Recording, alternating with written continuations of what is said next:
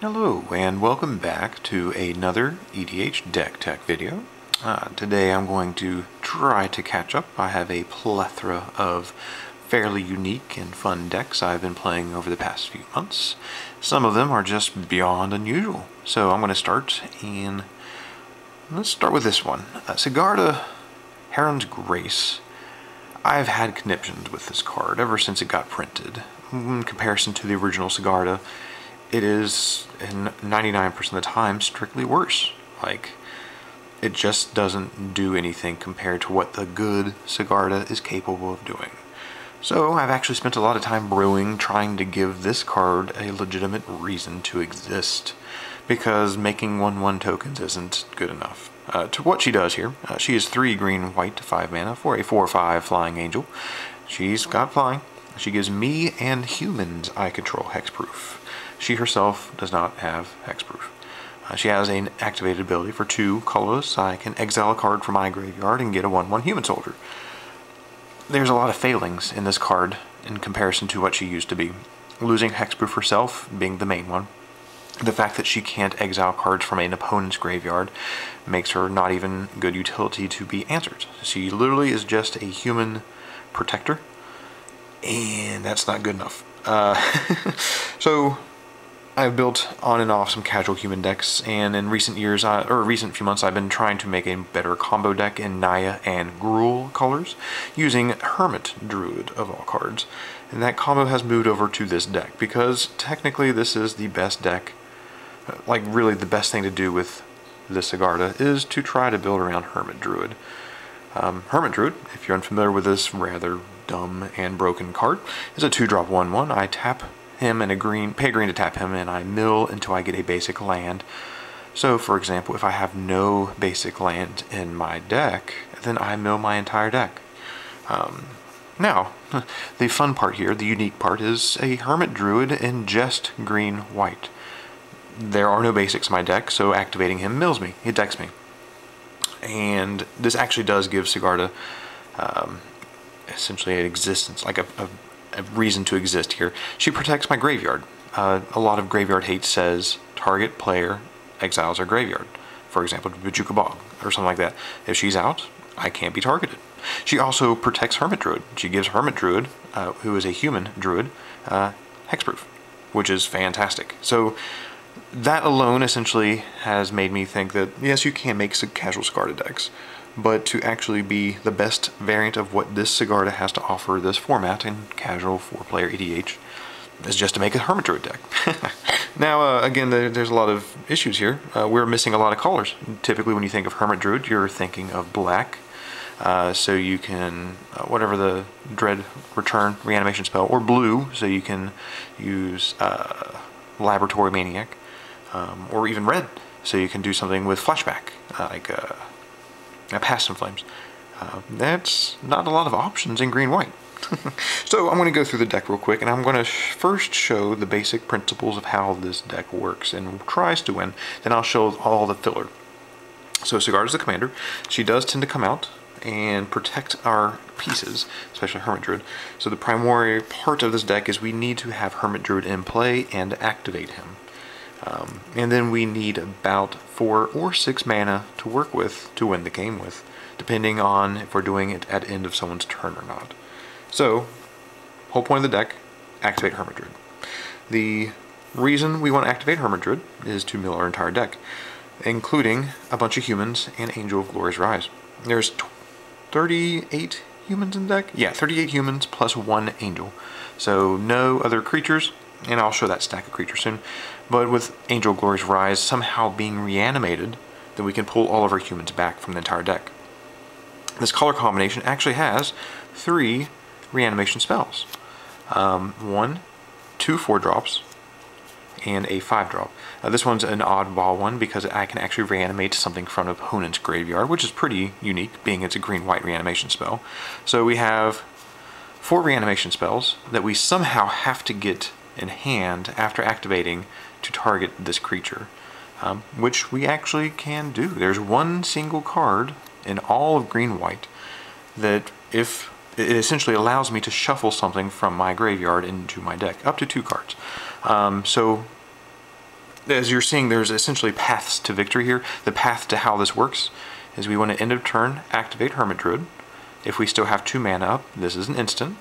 We can use this spell to shuffle 2 of these 3 reanimation spells on top of my deck. No matter what, I am likely to draw a 4 mana costing reanimation spell. With that spell in hand, I can then proceed with my turn and reanimate the angel, which then pulls all of the humans in my deck into play. Now, just having a bunch of derpy humans in play isn't going to just win me the game. So there's a few key pieces, again, that need to be picked up.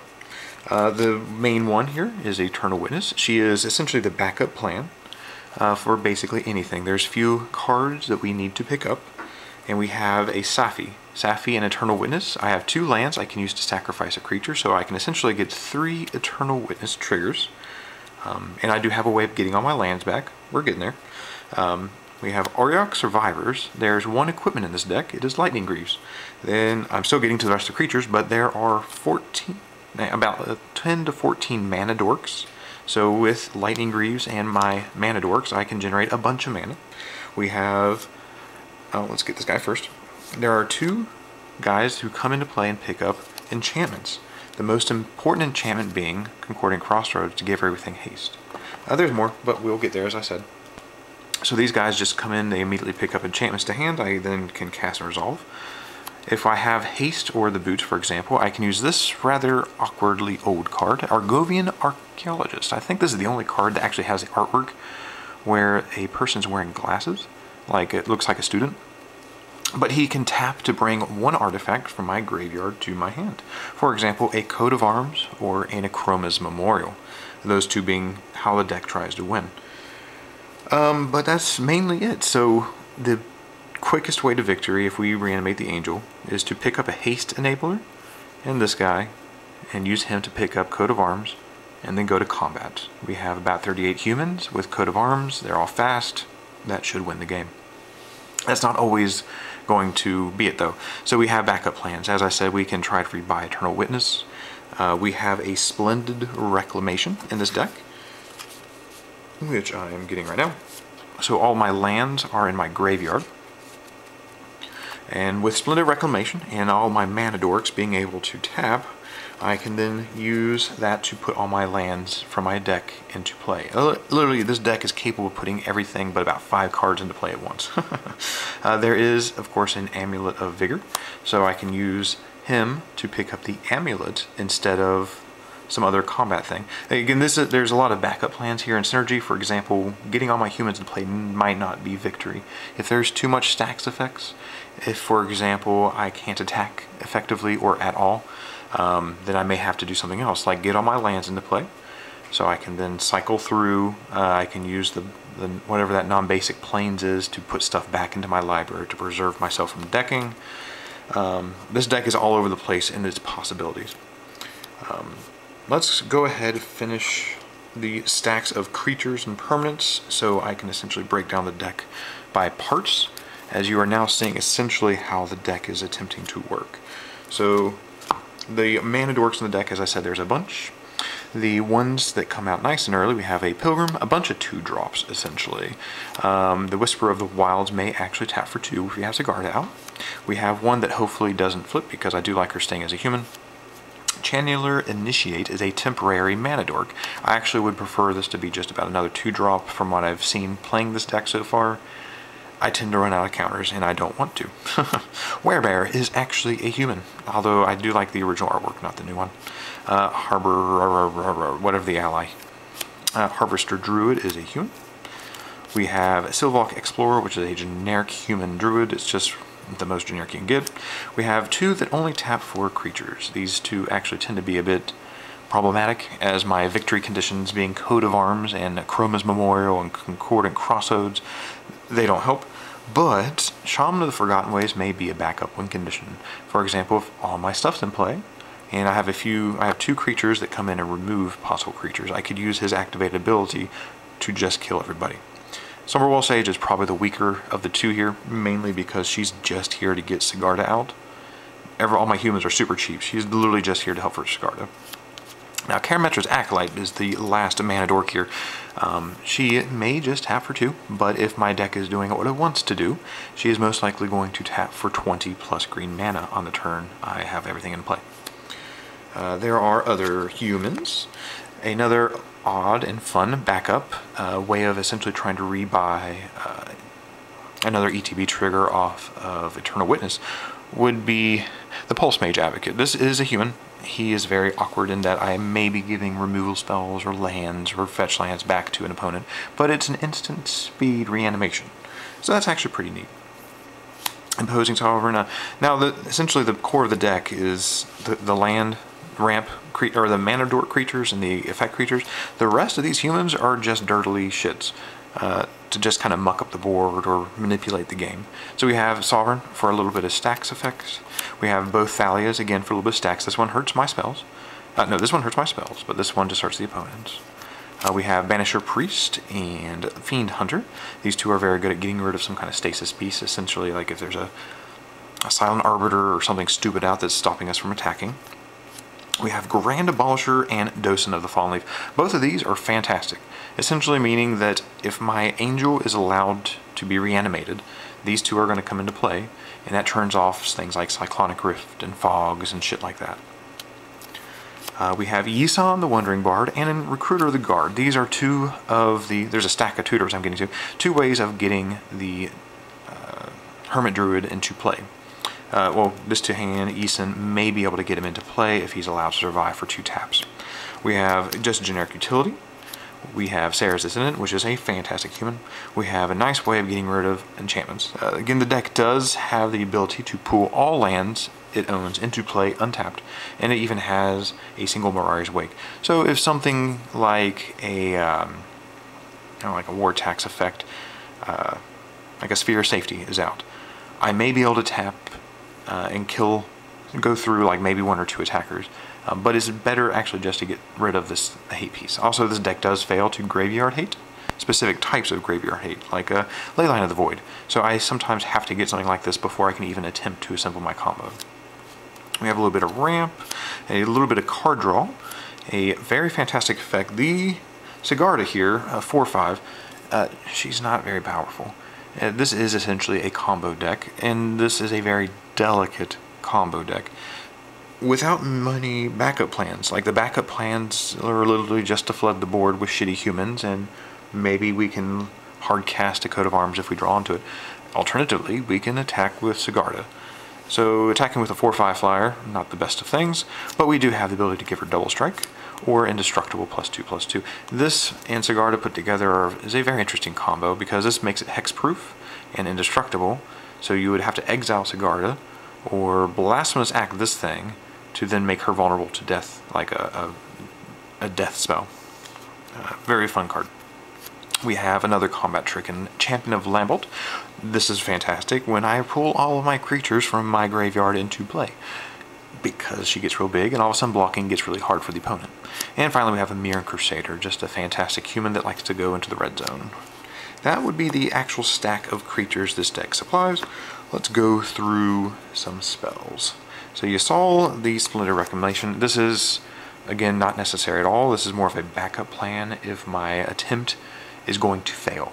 Essentially, instead of going into the red zone, I'm just going to get all my permanents into play. But we have other tricks. So let's get the tutors out of the way first. We have a bunch of ways of getting the key part of the deck, Hermit Druid. We can end of turn 1 tutor him to our top deck to then draw. The quickest this deck can win is on turn 4, because if we have Hermit Druid on turn 2, who is then allowed to activate at the end of turn 3 on the opponent's turn, I can then use to, assuming I have 3 mana, I can end of turn activate Hermit Druid and then use this to set up the top of my deck. In turn 4, I should have 4 lands and one of the reanimation spells, and I can then go off. So Suicidal Tutors, Card Disadvantage Tutors are worth it, although Sylvan Tutor's not in here. We have an Instant Speed Tutor. I can use this at any time I want. It's fantastic. We have a tutor that requires a sacrifice of a creature. I have 38 shitty humans. I don't really care. Most of them are going to be in the graveyard so I can reanimate. We have some tutors that put stuff straight into play with a Green Sun Zenith, a Chord of Calling, which is fantastic. Again, this is instant speed, so I can end of someone's turn, put the Hermit Druid straight into play. And we have Natural Order, so I can just sack a shitty mana dork and put the Hermit Druid straight into play. My favorite thing to do is the instant speed end of turn Hermit Druid effects, because I have no way of giving him haste. And I cannot cantrip in this deck to pick up one of the reanimation spells. I literally have to go to my draw step to then get one of these cards. So getting him in at the end of someone's turn prevents more global wipes. Another tricks to help with that are Savage Summoning and Scout's Warning. Both of these, like with a single tutor or just having Hermit Druid in hand, means I can put the Hermit Druid into play at the end of an opponent's turn, thus not even requiring haste on the Hermit Druid. We also have 2 Regrowth Effects. We have Recollect and Regrowth, essentially the same card, one just costs 1 more. So these let us pick up a previously used card or something critical from our graveyard to our hand. If somehow this is countered, or we're not able to get the reanimation spell back, or if we don't want to have to wait to the top deck mode, if we have one of these in hand and enough mana, we can just try to pick up one of the reanimation spells and go off immediately. That, of course, requires much more mana. And there are, again, a few other permanents before we get to the lands. We have, as I said, there is the Amulet of Vigor. This is here mainly as a backup method to pull all of my lands in the entire deck into play.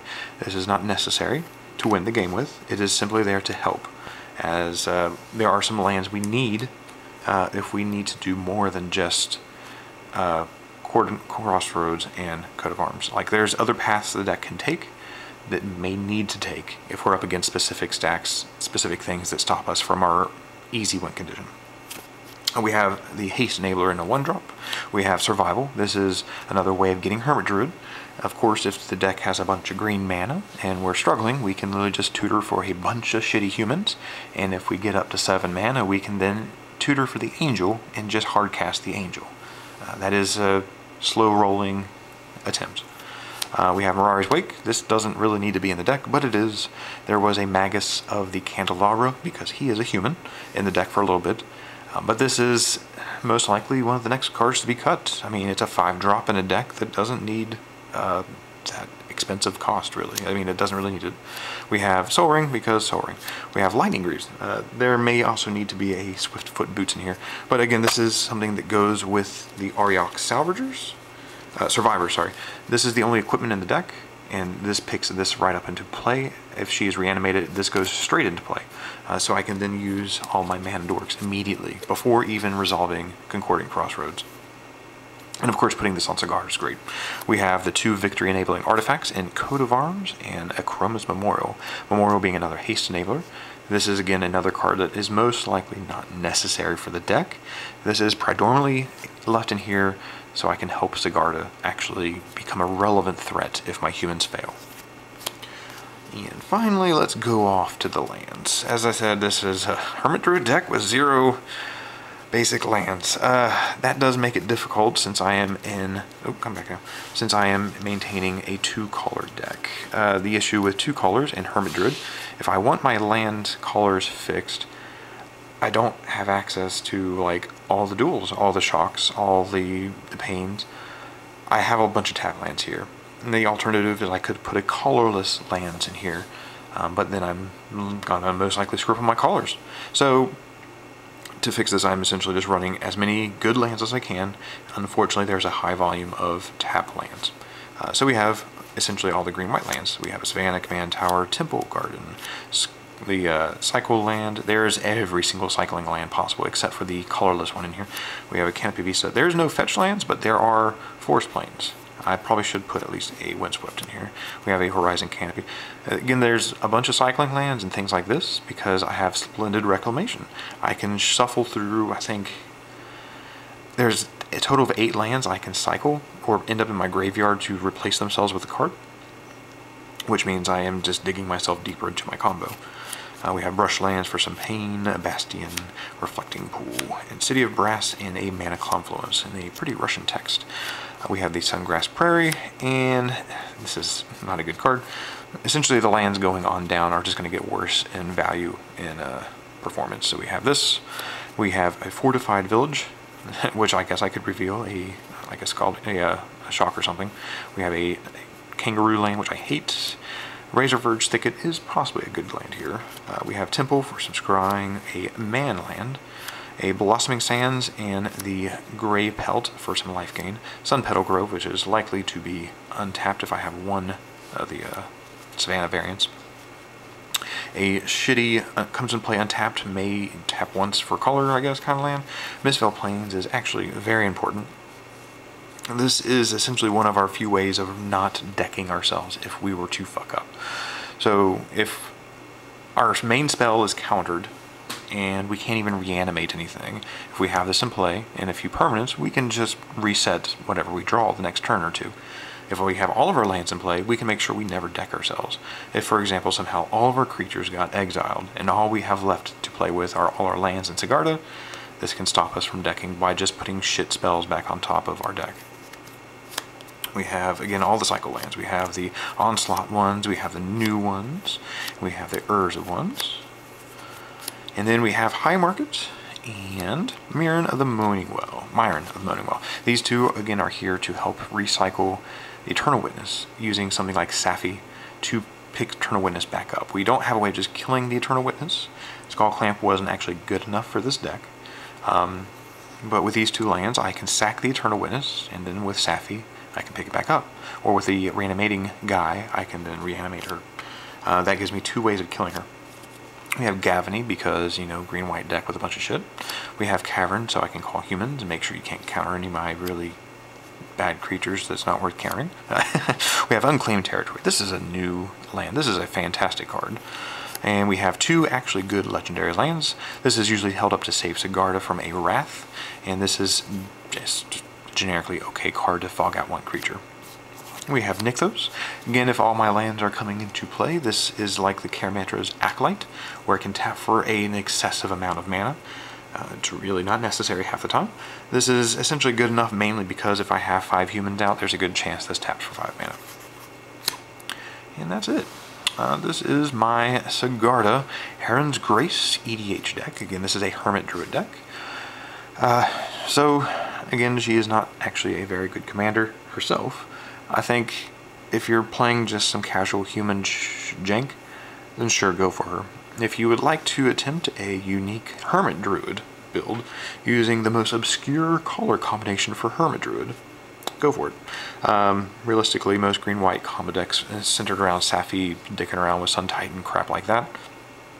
This is so unique that none of my opponents really see it coming, and that's the best part. Realistically, she is so bad that people forget what she does. So when she's in play and you have some other humans in play, people try to kill the other humans because they're much more relevant than her. You have to remind them that she gives them hexproof, and then they realize that she herself is not worth the removal spell. So they take back the removal spell. And then there's people always trying to like target you with a Mindclaw Shaman or something random like that, and you can't. Someone playing a Zedru, for example, cannot donate things to you, which is fantastic. The human token effect is a cute backup plan, so she can make these cute little tokens. That's something that almost never comes up unless you're wrathed out of everything and you're out of options. Again, this card could have been much better if that just said opponent's graveyard or anyone's graveyard, or she still had hexproof. But yeah, this is my Sigarda deck. Let me know what you think.